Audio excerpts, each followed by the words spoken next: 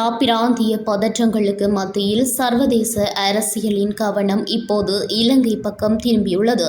கடலில் தத்தளித்த ஈரான் மாலுமிகளை மீட்ட இலங்கை கடற்படையின் மனிதாபிமான நடவடிக்கையை உலகம் பாராட்டிய போதிலும் அதன் பின்னணியில் ஒரு ராஜதந்திர போர் வெடித்துள்ளது.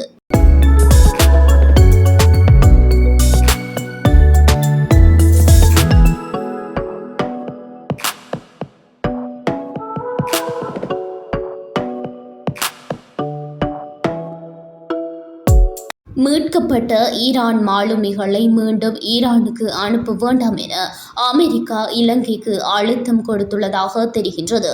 அவர்களை திருப்பி அனுப்பினால் அமெரிக்காவின் விமர்சனத்திற்கு ஆளாக நேரிடும் என்ற எச்சரிக்கையும் விடுக்கப்பட்டுள்ளதாக தகவல்கள் கசிகின்றன. மாலுமிகளை வெறும் கைதிகளாக பார்க்காமல் உயிருக்கு ஆபத்தான நிலையில் மீட்கப்பட்ட மனிதர்களாக பார்த்து இலங்கை மேற்கொண்ட நடவடிக்கை பாராட்டுக்குரியது.